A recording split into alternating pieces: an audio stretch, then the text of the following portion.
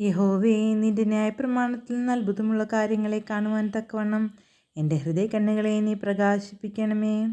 ഉൽപ്പത്തി 10-ാം അധ്യായം. നോഹയുടെ പുത്രന്മാരായ ശേം, ഹാം, യാഫേത്ത് എന്നിവരുടെ വംശപാരമ്പര്യമാവിത്.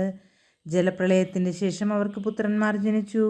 യാഫേത്തിൻ്റെ പുത്രന്മാർ ഗോമെർ, മാഗോഗ്, മാദായി, യാവാൻ, രൂബൽ, മേശക്, തിരാസ്. ഗോമേറിൻ്റെ പുത്രന്മാർ അസ്കനസ്, റിഫത്ത്, തൊഗർമ. യാവാൻ്റെ പുത്രന്മാർ എലീഷ, തർഷീഷ്, കിത്തീം, ദോദാനീം. ഇവരാൽ ജാതികളുടെ ദ്വീപുകൾ അതത് ദേശത്തിൽ ഭാഷയായും ജാതിയായും കുലമായും പിരിഞ്ഞു. ഹാമിൻ്റെ പുത്രന്മാർ കൂഷ്, മിസ്രൈം, പൂത്ത്, കാനാൻ. കൂഷിൻ്റെ പുത്രന്മാർ സെബ, ഹവീല, സബ്ത, രമ, സബ്തേക്ക. രമയുടെ പുത്രന്മാർ ഷേബയും ദേദാനും.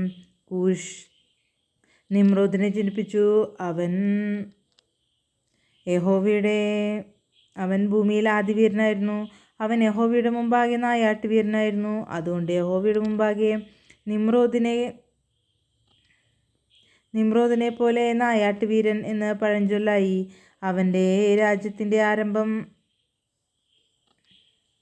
ഷീനാർ ദേശത്ത് ബാബേൽ, ഏരക്, അക്കാദ്, കൽനെ എന്നിവയായിരുന്നു. ആ ദേശത്ത് നിന്ന് അശൂർ പുറപ്പെട്ടു നിനവേ, രഹബോത്ത് പട്ടണം, കാലഹ്, നിനവേക്കും കാലഹിനും മധ്യ മഹാനഗരമായ രേസൻ എന്നിവ പണിതു.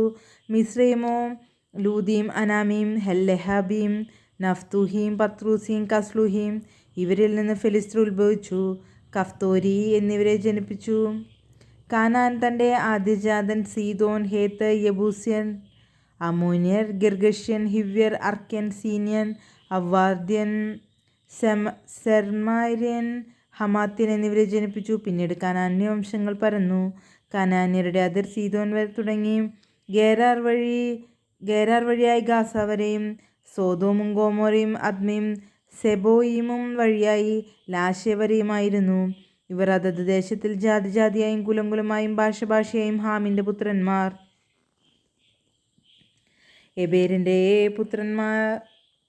എബേറിൻ്റെ പുത്രന്മാർക്കൊക്കെയും പിതാവും യാഫേത്തിൻ്റെ ജ്യേഷ്ഠനുമായ ശേമിനും പുത്രന്മാർ ജനിച്ചു. ശേമിൻ്റെ പുത്രന്മാർ ഏലാം, അശൂർ, അർപ്പക്ഷാദ്, ലൂദ്, ഹാരാം. ആരാമിൻ്റെ പുത്രന്മാർ ഊസ്, ഹൂൾ, ഗേദേർ, മഷ്. അർപ്പക്ഷാദ് ഷാലഹിനെ ജനിപ്പിച്ചു. ഷാലഹ് എബേറിനെ ജനിപ്പിച്ചു. എബേറിന് 2 പുത്രന്മാർ ജനിച്ചു. ഒരുത്തിന് പേലഗ് എന്നു പേർ. അവൻ്റെ കാലത്തായിരുന്നു ഭൂവാസികൾ പിരിഞ്ഞുപോയതും. അവൻ്റെ സഹോദരന് യൊക്താൻ എന്നു പേർ. യൊക്താനോ അൽമോദാദ്, ഷാലെഫ്, ഹസർമാവേത്ത്, യാരഹ്, യോദാരാം, ഊസാൽ, ദിക്ല, ഓബാൽ, അബിമയേൽ, ഷേബ, ഷാഫീർ, ഹവീല, യോബാബ് എന്നിവരെ ജനിപ്പിച്ചു. ഇവരെല്ലാവരും യോക്താൻ്റെ പുത്രന്മാരായിരുന്നു.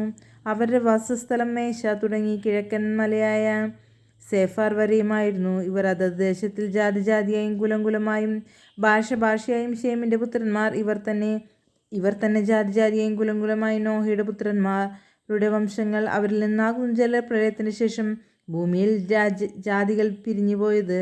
ദൈവമേ, സ്തുതിക്ക് യോഗ്യമാകുന്നു. ബാറയ്ക്കുമോർ.